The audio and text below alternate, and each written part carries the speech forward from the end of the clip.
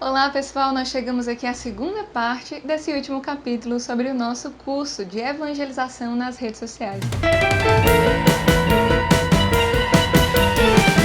Eu me chamo Larissa Moura, sou coautora do livro junto ao Padre Franco, que também esteve conosco no início desse curso, dando uma bela introdução e falando sobre o primeiro e o segundo capítulo. Esse terceiro capítulo, que para mim eu já disse no primeiro vídeo, é o meu preferido, ele vai falar sobre como comunicar. No primeiro vídeo, que nós dividimos esse último capítulo em 2 vídeos, o primeiro ele vai falar sobre comunicar a verdade. E esse segundo vídeo nós vamos falar sobre comunicar para o outro, sabendo que o nosso objetivo aqui, o nosso foco, o nosso instrumento não é o meio, que é o meio de comunicação que nós utilizamos, mas a finalidade está na pessoa que está do outro lado. Por isso é importantíssimo, falando sobre a evangelização nas redes sociais, falarmos da comunicação pessoa a pessoa. Primeira coisa que, como missionária e como jornalista, eu gostaria de falar para vocês, que o nosso olhar deve ser muito diferente do olhar da sociedade e o olhar da mídia, o olhar que é pregado pelos meios de comunicação em geral, que é um olhar macro, Ele sempre vai olhar para os números, as consequências de um acidente, vai olhar para a repercussão daquilo muito mais do que para a pessoa, porque é algo que para eles é mais vantajoso, é algo que vende, é algo que infelizmente nós consumimos mais e aí é mais rentável para eles. Mas nós, a nossa mentalidade, a mentalidade evangélica, ela vai muito ao contrário disso, Para nós, uma ovelha é mais valiosa do que 99.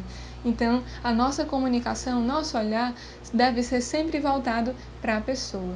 No livro eu trago alguns exemplos, e eu vou dar aqui algum deles, que durante a minha trajetória, quando eu estava estudando jornalismo, eu estagiei em uma redação cujo foco era muito o jornalismo policial. E aí os estagiários ficavam, no caderno policial, que é aquele famoso espreme sai sangue.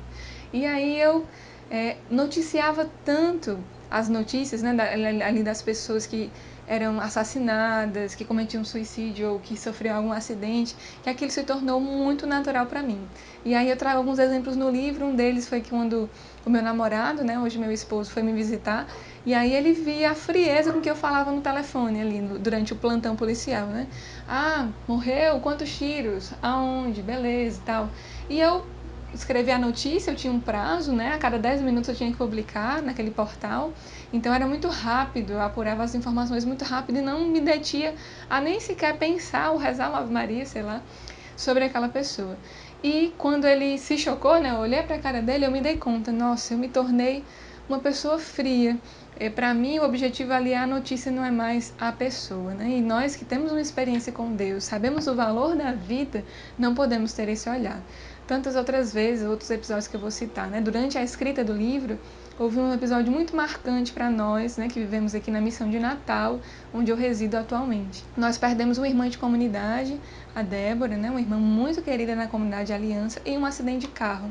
E eu me lembro que antes de sair de casa, eu estava assistindo ali, tomando café, o Jornal do Dia, e mostrava a notícia de um acidente que havia repercutido em um grande tráfego de carros numa certa região aqui da cidade, a via costeira, e mostrava a repercussão daquilo. Em nenhum momento falava sobre a pessoa, e ali na trajetória até o meu trabalho, eu escutei várias pessoas dizendo: deve ter sido um bêbado, deve ter sido uma pessoa em uma irresponsabilidade, como é que alguém faz isso? E eu não escutei ninguém se preocupando com a pessoa.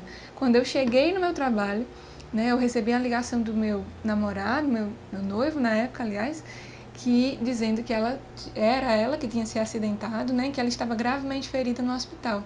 Não foi nenhuma razão que ela fosse culpada daquele acidente, Não foi embriaguez, não foi nada do que aquelas pessoas acusavam, E muito menos, o mais importante ali era as pessoas terem chegado atrasadas em um dia de trabalho, O mais importante para nós que temos o valor da vida e uma experiência com Deus é a vida daquela pessoa, que para mim, naquele dia, tinha um rosto, tinha um nome, tinha uma profissão e tinha uma relação de amizade, uma história de vida comigo, com a minha família e os meus irmãos de comunidade.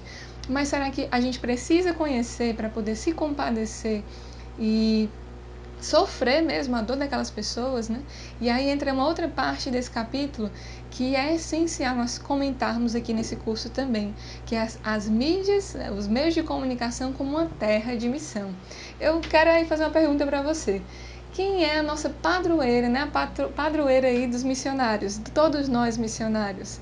Santa Teresinha. Você sabe quem foi o primeiro filho espiritual de Santa Teresinha? Um rapaz, né, um homem, chamado Pranzini. Com certeza você conhece essa história, mas eu vou aqui relembrar rapidinho. O Pranzini, na época de Santa Teresinha, ele cometeu um assassinato, acho que ele matou 2 mulheres em Paris, e na época a penalidade, né, para isso era a pena de morte. Então, Santa Teresinha conheceu a história dele através de um meio de comunicação. Não existia o WhatsApp, Facebook, Instagram, o Twitter na época, mas existia o jornal impresso, né? Então, Santa Teresinha conheceu a história desse homem aí e se comprometeu a que ele fosse o primeiro filho espiritual dela e rezar pela salvação dele para que ele fosse se converter, se arrependesse dos seus atos antes de falecer, né? Antes de ser aí degolado. E ela fez esse compromisso com Deus. Dias depois ela recebeu um jornal dizendo que antes aí de ser decapitado, ele havia pedido uma cruz, o sacerdote que estava ao lado dele, e havia beijado por 3 vezes as santas chagas de Jesus. Aí ela teve a comprovação de que a sua oração, a sua penitência, havia alcançado a vida de uma pessoa, e aí esse foi o primeiro fruto, né, o primeiro filho espiritual da padroeira das missões. Tantos outros filhos, inclusive eu, você que está me assistindo, que talvez seja devota dela também, são filhos espirituais dela, mas o primeiro foi apresentado através de um meio de comunicação. O que isso quer dizer para nós, Shalom, Igreja Católica? Né? Eu também tive uma experiência muito bonita, que eu não vou dar spoiler aqui, você pode ler também dentro aqui do livro, um testemunho muito parecido com o dela, que ao escrever esse livro eu fui me dar conta, né? Então todos nós somos chamados a isso, não só os santos canonizados, mas nós que estamos aí na luta diária pela santidade, somos chamados também a abraçar os filhos espirituais que os meios de comunicação nos apresentam todos os dias, através das notícias, através das redes sociais, porque aquelas pessoas que nos seguem não são números, são pessoas. A sociedade, a mídia pode pensar assim, mas um cristão, jamais. Então, para nós sempre serão pessoas.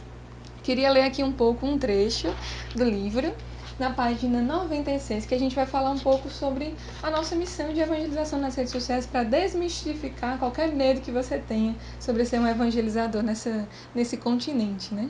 Essa é a comunicação pessoa a pessoa que parte do coração do evangelizador, que, movido de compaixão por aqueles que padecem pelo desconhecimento de Deus, pensa em formas múltiplas no dia a dia de comunicar criativamente o mesmo e único evangelho, que é o de Cristo Jesus, a começar da página pessoal da sua rede social. Muitas vezes nós nos prendemos aos meios técnicos, né? Os meios que nós operamos, a câmera que eu estou aqui filmando, o tripé que eu estou utilizando, como se isso fosse uma real necessidade para começar a evangelizar nas redes sociais. Não. O essencial, e aqui, por favor, se você quer assimilar alguma coisa desse curso, assimile isso, né? O essencial para a evangelização, seja através das redes sociais, dos meios de comunicação ou nos meios offline, é rezar, é ser dócil ao Espírito Santo. Que você não tenha nem internet, mas que o Espírito esteja aí lhe inspirando a novas formas, porque na verdade é Ele que evangeliza. Quantas vezes nós nos prendemos ao conteúdo, a bons meios técnicos, mas não temos a Deus, não nos alimentamos dele. E aí o conteúdo que nós vamos espalhar é vão. Isso vale tanto para fora como para dentro, né? Os meios, o essencial continua sendo o mesmo, também dentro do continente digital. É ter uma experiência com Deus, é ter uma vida de oração e aí sim uma disposição a que o Espírito Santo se utilize de você e criativamente lhe inspire formas de evangelizar aqui dentro dos meios de comunicação. Neste tempo que nós estamos gravando esse curso, nós vivemos uma época muito particular, que é uma época de pandemia, uma época de reclusão social, né? Onde todos nós estamos aí em nossas casas e acaba que temos esses meios exclusivamente para nos comunicarmos com as pessoas. Então, bendito seja Deus que nesse tempo vem manifestar diversas formas criativas, né? Que eu vejo aí as pessoas em seus perfis pessoais, as missões, né? Muito criativamente manifestando formas, né? De evangelizar, mas que isso permaneça, que todos nós nesse tempo, como fruto desse tempo, né? O tempo que Deus nos permite viver hoje, possamos nos tornar centros de evangelização. Tem uma frase tão linda do Papa Francisco no Jubileu da Misericórdia, que ele dizia que para todos os lugares onde não houverem portas da misericórdia, né, não houverem a igreja física, que os cristãos fossem a porta da misericórdia para as pessoas. Então hoje, o desejo que nós, né, queremos passar através desse curso é que todos nós nos tornemos centros de evangelização. Que dentro dos seus perfis, né, do conteúdo publicado, da mensagem que você transmita, todas as pessoas possam se sentir tão acolhidas como ao entrar num shalom, num centro de evangelização. Possam se sentir tão felizes e amadas como ao participar de um evento nosso. Então hoje, você e eu somos essas portas santas, as portas da misericórdia, os centros de evangelização. O nosso fundador, Moisés, naquele escrito Obra Nova, vem nos dar um direcionamento, né, que com certeza cabe também a esse tempo. Eu queria concluir esse curso dizendo isso. Nas palavras do Moisés, no escrito Obra Nova, os escritos da comunidade Shalom. Esse novo de Deus, deve brilhar em todos os aspectos do nosso ser, do nosso viver, do nosso trabalho, no nosso trabalho, nos nossos relacionamentos, no nosso vestir, no nosso comer, no nosso falar, nas nossas posturas, no nosso silêncio, na nossa alegria, na nossa educação, no nosso estado de vida, nos nossos relacionamentos afetivos, no caminho para eles, nas nossas posses, nas nossas obras. Em tudo deve brilhar o novo de Deus. E aqui nós concluímos em nossas redes sociais. Que Deus os abençoe, os faça fiéis e os faça evangelizadores dentro e fora dos meios de comunicação. Até a próxima!